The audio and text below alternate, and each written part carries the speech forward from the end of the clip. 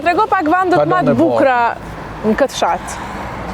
Po në këtë fshat nuk ka vend që nuk është i bukur.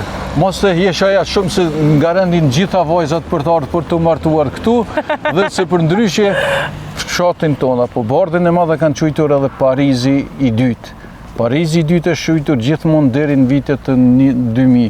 Bardhi këtë zhvillim e mori hovin e vet me nismen e vet, po falë kësaj ku e kemi edhe këto ambulancën e fshatit, këtu e kemi këtë terenin që tash për lojrat për fëmijë që e kanë shtu, kemi kafene, kemi shkollën e mesme ka qenë këtu, shkolla e mesme teknike, ka qenë shkolla fillore plot, po shkolla fillore jonë e plota ka pas edhe 5 paralele. Ne përpara kemi qenë bashkësi lokale. Si bashkësi lokale kemi, ndërsa deri në vitin 1956 harrova ta ciki këto, ne kemi qenë komunë me vete. Bardhi i Madh ka qenë komunë me vete.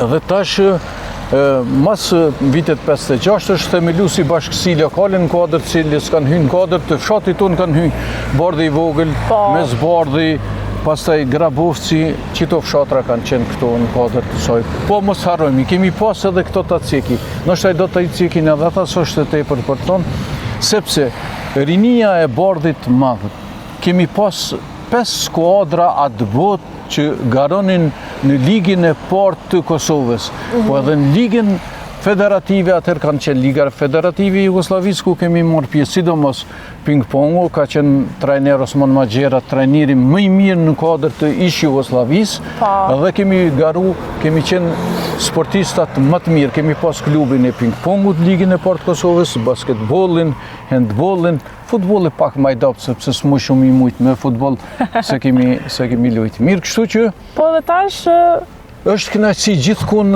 sheh lulëzimin e fshatit, sheh që dominon, do të thotë kemi një arteri të lidhjes hekurudhore ta zëm. Këtu është stacioni hekurudhor Bardhi i Madh, prej fushë Kosovës i kemi 6 km, prej Prishtinës i kemi 12 km dhe si jemi me fat që i kemi të gjitha këto. Po si nyje kjo ka shërby gjithmonë prej Bardhin fushë Kosovë dhe ja ku i kanë pru edhe këto depot që kanë qenë një arterie shumë e madhe e zhvillimit edhe të ekonomik të këtij fshati që e kanë bo. Pastaj e kemi mijen si përfaqësore që e shërbim ose furnizojmë krejt Kosovën me rrymë elektrike që nxjerret prej këtu.